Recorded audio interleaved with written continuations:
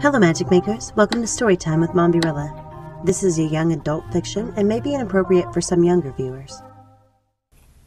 The Sands of Time Trilogy, Book 1, Appointed Time, by J Peterson. Copyright 2021, J Peterson. Published by Texas Sisters Press. Dedication. This book is dedicated to my loving husband and dear family who love and support me. You all mean more to me than you will ever know. Thank you. I love you. This trilogy is also dedicated to my mom, Sue Mann. We lost her in January 2021. She never hesitated to take other kids under her wing to guide, direct, and pray for them. She was a prayer warrior and an encourager until the end. Her legacy of praying the family through all our good times and bad will never be forgotten. I only hope to continue to grow in my prayer life, to be as strong as she was.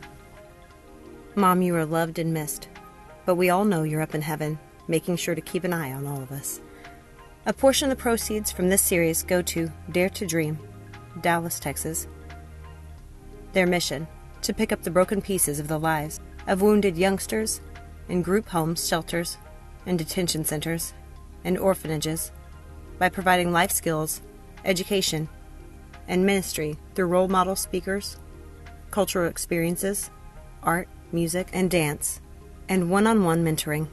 Who they serve: youth between the ages of 10 and 18, living in shelters, foster homes, group homes, detention centers, and orphanages. Many have been abused and neglected and do not have a father present in their lives.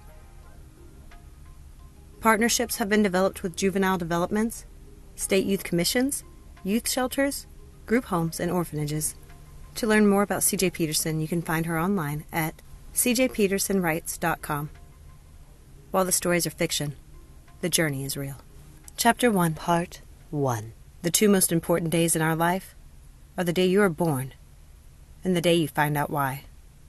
Ernest T. Campbell. Helena! Helena, it's time! Hope Hunt shouted for her sister. Call the number! Let them know it's time! Running downstairs into the living room, Helena asked, "Are you sure?" A contraction spiked just as Helena asked the question.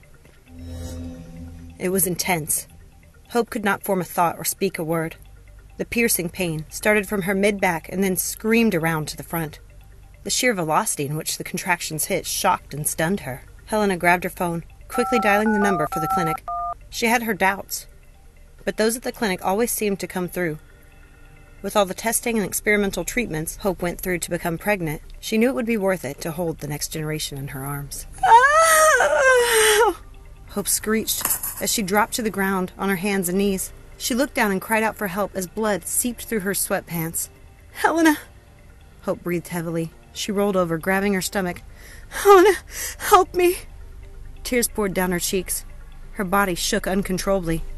"They're on the way," replied the operator at the clinic, after Helena explained the situation. "They should be there momentarily. Just keep her comfortable."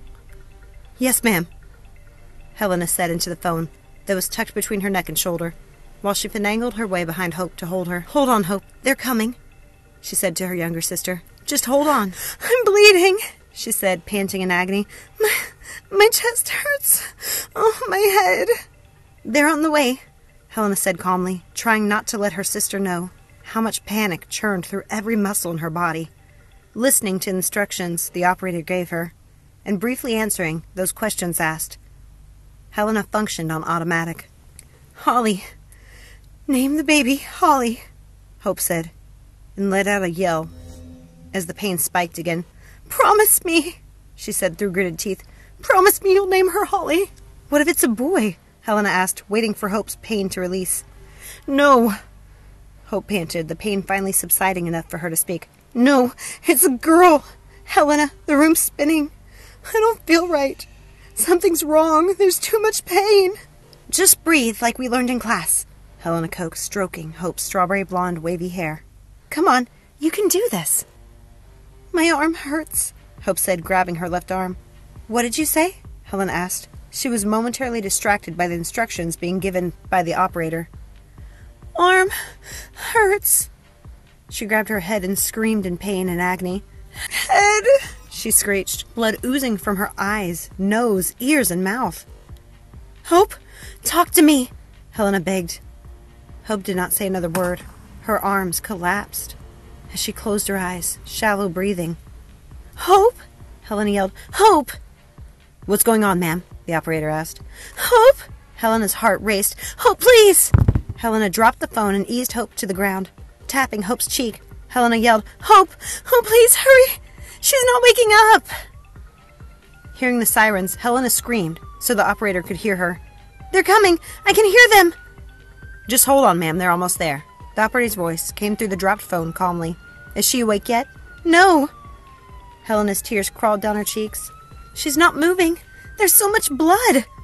Putting her head to Hope's chest, she gasped, "She's not breathing! Please, hurry!" "Ma'am, they should be pulling in," the operator said as the red and white lights flooded the living room, piercing through the darkness of the night. When security from the compound arrived, their red and blue lights joined the ambulance lights, lighting up the neighborhood. "You have to let them in." Everything seemed to move in slow motion around her. The paramedics knocked on the door, but there was no answer. Helena was not letting her sister go. Her arms wrapped around Hope. Helena slowly rocked, singing all through the night. It was an old Welsh lullaby their mother sung to them when they were little. "Sleep, my child, and peace attend thee all through the night." Her tears flowed unrestrained down her cheeks. "Guardian angels, God will send thee all through the night." The paramedics and security pounded on the door. "Open the door, ma'am. We need you to open the door," they shouted. "Softly drowsy owls are creeping, hill and dell in slumber sleeping." Helena brushed Hope's hair with her fingers, barely able to make out the details of her sister's face through the tears. "By my loving vigil keeping all through the night." Security kicked the door in. "While the moon her watch is keeping all through the night." Helena used her sleeve to clean the blood off Hope's face. "While the weary world is sleeping all through the night." The security officers ripped Helena away from Hope so the paramedics could get to her. "No! No! Hope, give her back to me! Hope!" Helena screamed, reaching for her sister. The paramedics ignored her as they focused on Hope's lifeless body to get the baby released. "Stop! Stop it! Give her back to me!" Helena shouted, arms flailing, trying to get to Hope. Seeing them cut Hope's stomach open, she yelled, "You're hurting her! Stop it!" "Get her out of here." One of the paramedics yelled over Helena's objections. "We need to save the baby." While security drug her out of the room, kicking and screaming, Helena barely saw into the other room. She had to get to Hope.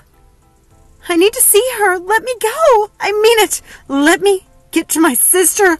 Hope!" Then she heard it. There was a distinct cry of a newborn. At least, she thought she heard it. Shouting and sobbing, Helena fought the security officers even harder to get to her sister and the baby. Any amount of force was met with equal force, as it took 2 security officers to hold her. "Hold her down," the paramedic said. He injected something into Helena's arm. "What is that?" she demanded. She felt the warm wave wash over her. "Let me go!" she shouted. She fought it for only a moment. "I will sue this place for everything it's worth. That man will pay. I want my sister and her baby." "I'm sorry, ma'am. They didn't make it," the paramedic said as he stood. "Keep a hold of her. She's going." "Thank you," a security officer said. "Let me go!" Helena shouted, getting a second burst. "I heard the baby. You're lying. I hear her." "There is no baby," the paramedic insisted. "There," she said, hearing a baby cry. "What's that?" "I don't hear anything." The paramedic shook his head.